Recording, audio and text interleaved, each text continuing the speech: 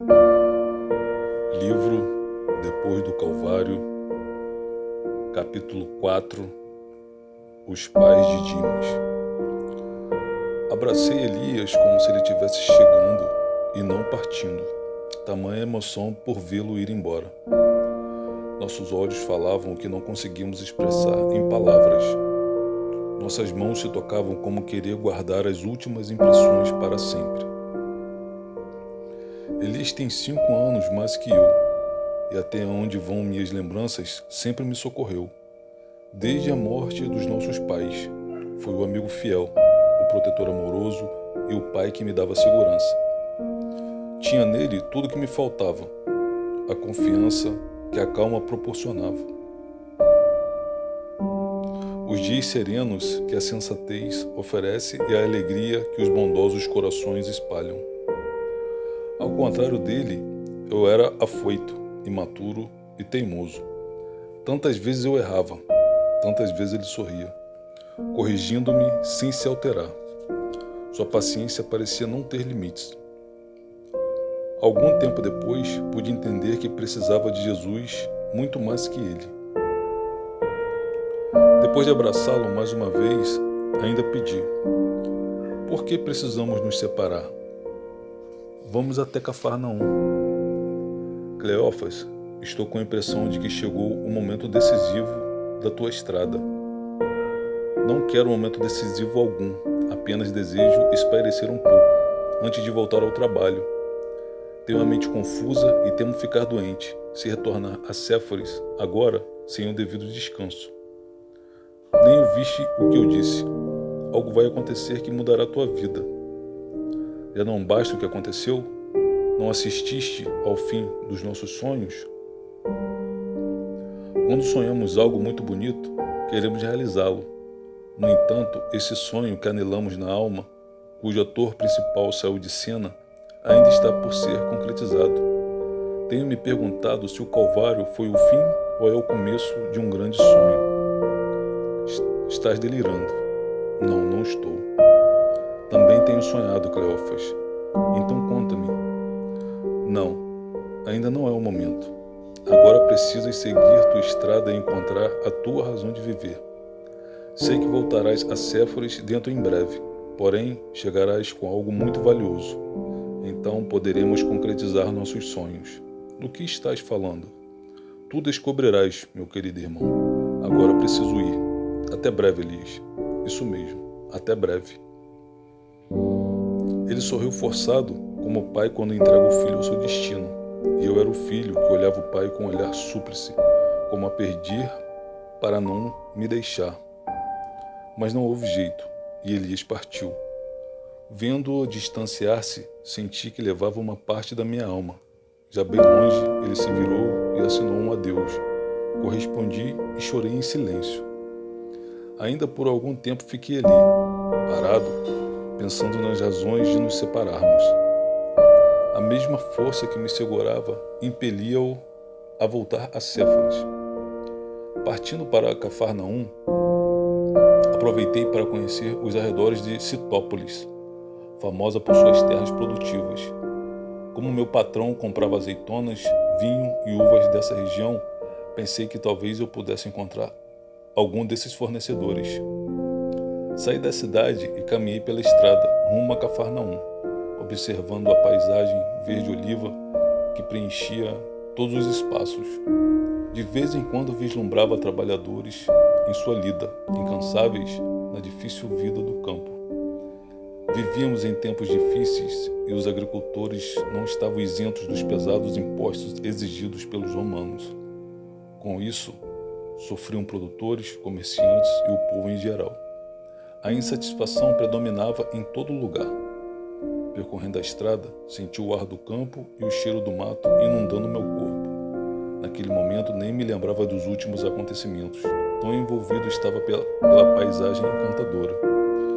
De vez em quando a estrada ladeava o rio Jordão, fazendo com que os viajantes se juntassem debaixo de alguma árvore frondosa ou na varanda de alguma hospedaria de beira de estrada.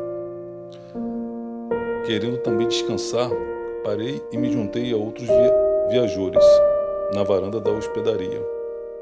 Depois de mitigar a sede, sentei ao lado de um simpático homem e logo iniciamos agradável diálogo. Disse-lhe: tempos difíceis, não, amigo? É verdade. Por onde vou, vejo os ricos ficando mais ricos e os pobres cada vez mais pobres. Isso não vai mudar nunca? É difícil, amigo, pois nem todos querem essa mudança. Os ricos e poderosos lutam para que todo mundo continue assim, sem nada mudar. É verdade. Qual é o teu nome? Simão de Betânia. Eu sou Cleófas, de Séforis, onde trabalho para um comerciante de cereais e vinho. Sempre compro peixe em Cafarnaum e levo para Jerusalém. Não sei qual classe está pior, a dos agricultores ou a dos pescadores. Os pescadores pelo menos não sofrem pressão dos zelotes. Os comerciantes, caravaneiros e agricultores abastados estão sob suas ameaças. Quem não contribui com eles sofre desagradáveis consequências. Viajantes desprotegidos correm risco de perder o que estão transportando. Não há solução para esse problema? O pior de tudo, meu amigo, é que o governo romano e suas exigências de altos impostos acabam por alimentar essa revolta. O agricultor que não pagar os injustos impostos perde tudo, e muitos de seus filhos fogem para não se tornarem escravos. Para esses jovens, a porta da salvação é se filiarem aos zelotes. O que não é uma solução, mas pelo menos é um jeito de sobreviverem. Tenho um amigo que, por revolta, também se juntou a eles e hoje é um dos líderes. Chama-se Barrabás. Barrabás não é o sujeito que foi a julgamento com Jesus de Nazaré? Esse mesmo, Simão. 2 homens, 2 ideais. Conheceste Jesus de Nazaré, Simão? Conheci, Cleófas. Conheço Barrabás, mas não Jesus. Tu conheceste Jesus e não conheceste Barrabás. Pelo menos estamos nos conhecendo, não é? Rimos descontraídos, depois pedi-lhe: fala-me de Jesus. Como o conheceste? Vou te falar, mas responde-me. Por que ele foi crucificado? Não sei, Simão. E por que Barrabás foi libertado? Também não sei. Cleófas, Jesus foi o paradoxo do mundo. Ele se contrapôs aos interesses mesquinhos dos poderosos. Ele era a luz na escuridão, que é o refúgio dos maus. Era a paz no mundo, que vive de guerras. Jesus ofereceu alimento frugal a abutres que exigem carniça. Ofertou água para quem grita por vinho. Compreendes? Afirmei com a cabeça, embora não tivesse compreensão necessária para entendê-lo. Em seguida, Simão me perguntou: sabes por que Barrabás foi libertado? Ele é o eco do grito da multidão revoltada. É a esperança dos revolucionários e a sede dos invejosos querendo poder. Simão, tudo isso corta minha alma, mas é verdadeiro. Confesso que também eu tinha em Jesus um guerreiro. Por isso, ao chegar em Jerusalém e vendo-o morto, a revolta tomou conta de mim. Foste até lá te alistares no exército revolucionário de Jesus de Nazaré? Julgaste então que ele queria derrubar os romanos e expulsá-los da Judéia? Envergonhado diante da minha ingenuidade, baixei os olhos, fugindo do seu olhar enérgico. Nada respondi, pois nada tinha a dizer, mas Simão tinha. Vem comigo, vou te mostrar o resultado de um movimento revolucionário como o de Barrabás. Tu constatarás pessoalmente a tragédia que a rebeldia faz nos corações. Saímos da hospedaria e seguimos por uma estrada estreita que nos levava por pequenas glebas de agricultores simples e pobres. Depois de algum tempo caminhando, chegamos a uma casa pequena que denotava pobreza e quase abandono. Nada havia plantado nem animais no cercado ao fundo. Pude ver que Simão era querido ali, pois sua chegada despertou alegria no casal que veio nos receber. Ambos com aparência cansada e sofrida. Maria, Ezequiel, boa tarde. Seja bem-vindo, Simão.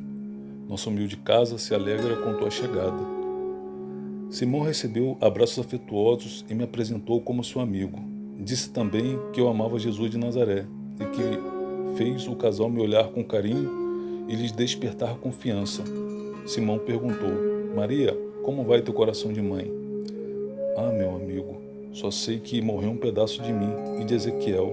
Agora é rogar ao Criador forças para continuar vivendo. Bem fazeis em não perderes a confiança em Deus. Trouxe aqui meu amigo Cleófas para vos conhecer.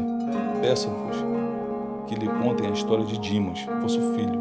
Será de grande importância para ele. Ezequiel convidou-nos a sentar debaixo de frondosa árvore, onde algumas pedras se faziam de bancos. Depois que nos acomodamos, ele falou: sempre fomos pobres, no entanto, nossa pequena gleba nos permitia sobreviver. Nos últimos anos, nossa produção não foi o bastante para pagar os pesados impostos, o que possibilitou a ação impiedosa dos romanos. Certo dia, de nada adiantou rogar clemência aos cobradores de impostos, que acabaram levando todas as ovelhas e o resto de cereais que tínhamos em casa. Ameaçando-nos, prometeram voltar dentro de um mês.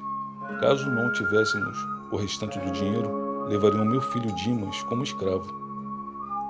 Ficamos com os corações dilacerados e choramos muito. Meu filho, coitado, gritava de revolta. Depois ele nos abraçou chorando e foi se juntar aos zelotes. Esteve aqui por 2 vezes e nos entregou seu dinheiro. Embora estivéssemos passando fome, disse-lhe que não aceitaria aquele dinheiro, pois era resultado de assaltos. Mas ele retrucou, dizendo ser dinheiro de gente pobre, como a gente que os romanos haviam levado, e que eles, os zelotes, apenas recuperavam nos assaltos. Há cerca de um mês esteve novamente aqui, e depois de passar o dia conosco, à noite, no silêncio da nossa casinha, contou que um grupo de zelotes procurou por Jesus de Nazaré. Muito emocionado, revelou alguns detalhes do inesquecível diálogo entre Jesus e Barrabás. As palavras do Messias o deixaram impressionado. Disse que Jesus foi doce e amoroso com Barrabás, mas não o suficiente para afastá-lo dos seus intentos de vingança. Meu filho disse que tudo o que ouviu dele o fez pensar que aquela sua forma de vida não tinha significado. Por isso, durante várias noites, não conseguia conciliar o sono e acabava chorando baixinho para os amigos não perceberem. Por fim, disse com lágrimas nos olhos que estava decidido a seguir Jesus e abandonar os zelotes, mas não deu tempo. Nesse instante, Ezequiel já estava com lágrimas nos olhos. Sua esposa também chorava, e não pude evitar um nó na garganta e algumas lágrimas teimosas que nadavam em meus olhos. Ezequiel calou e Maria completou: Cleófas, Dimas era um bom amigo. Desde pequeno ajudava o pai e me enchia de beijo todas as noites, antes de dormir, sempre prometendo que nunca nos deixaria sós. Foi a condição de miséria e desespero que o levou a se juntar aos zelotes. Simão, até então calado, disse: termina a história, Ezequiel. Há alguns dias, Jesus saiu de Cafarnaum e seguia para Jerusalém. Uma multidão o acompanhava. Maria e eu recebemos a notícia de que ele passaria pela estrada aqui perto. Não o conhecíamos, mas já o amávamos verdadeiramente. Então, com os corações transbordando de esperança, fomos para a estrada. Lá ficamos desde cedo, até que à tarde ele surgiu. O povo o acompanhava em uma exaltação nunca vista. A certa distância, ao vê-lo andando em nossa direção, não pudemos evitar e começamos a chorar.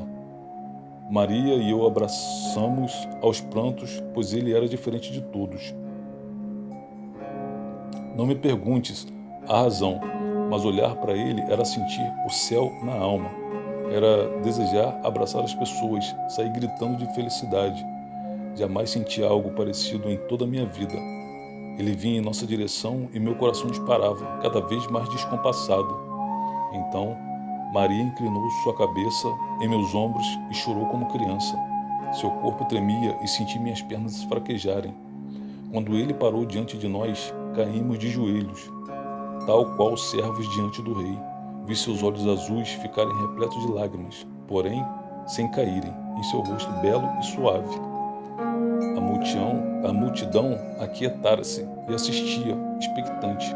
Então ele nos estendeu as mãos e, sem nos conhecer, chamou-nos pelo nome: Maria e Ezequiel, levantai-vos.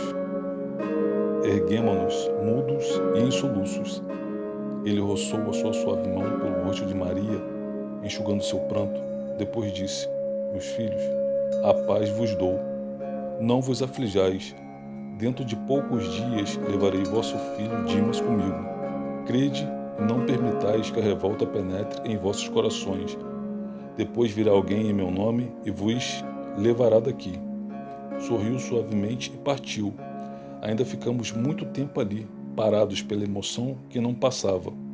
Voltamos para casa como se nova vida estivesse começando. E onde está Dimas agora? Perguntei. Não ouviste ao lado de Jesus? Nosso filho foi preso com outro amigo e Barrabás. Depois de condenado, Barrabás foi libertado, mas os dois foram crucificados ao lado dele. Chegou-nos a notícia de que Dimas pediu a Jesus que se lembrasse dele, ao que ele respondeu que naquele mesmo dia Dimas estaria com ele em outra vida. Creio que Jesus seja o Messias, Salvador, pois nos deu prova disso. Sem nos conhecer, sabia nosso nome, sabia de nosso filho Dimas, assim como sabia que Simão viria para nos levar daqui, não é, amigo? Simão sorriu, confirmando. Eu estava pregado naquela pedra, impressionado com a história que acabara de ouvir, mas ainda perguntei: Maria, por que não foste buscar o corpo do teu filho? Caso não o fizerdes, ele ficará jogado no Calvário, abandonado como um indigente. Simão nos disse que um homem de Jerusalém, rico e seguidor de Jesus, chamado José de Arimateia, pediu a Pilatos e ele concedeu a guarda do corpo dos 3 condenados. Depois de sepultar o corpo de Jesus, retornou ao Calvário e viu que meu filho e seu amigo já estavam mortos, e também os sepultou. Assim que pudermos, vamos até Jerusalém para saber onde está o corpo do nosso filho. Ao término da narrativa, o silêncio predominou entre nós. Ficou a impressão de que estávamos repensando toda a história. Passados alguns momentos, pedi licença e me distanciei um pouco. Queria respirar fundo, achar o ar que chegava com dificuldade até os pulmões. A emoção faz isso conosco. Deixa-nos sem forças, sem ar, sem rumo, mas também nos deixa com vontade de chorar, sair gritando de alegria, com vontade de viver. Aos poucos, fui relacionando quem já fazia parte do meu mundo. Efraim, Bartimeu, com quem não cheguei a conversar, mas cuja presença já me marcara muito. O misterioso homem que disse serem os judeus escravos deles mesmos. Simão, que ainda não sabia quem era, mas, por certo, tinha uma história maravilhosa com Jesus. E agora Maria, Ezequiel e Dimas. E tudo aconteceu porque estou fugindo, mas agora sabia que a fuga muitas vezes nos leva ao nosso destino. Só não sabia que tudo isso seria só o começo.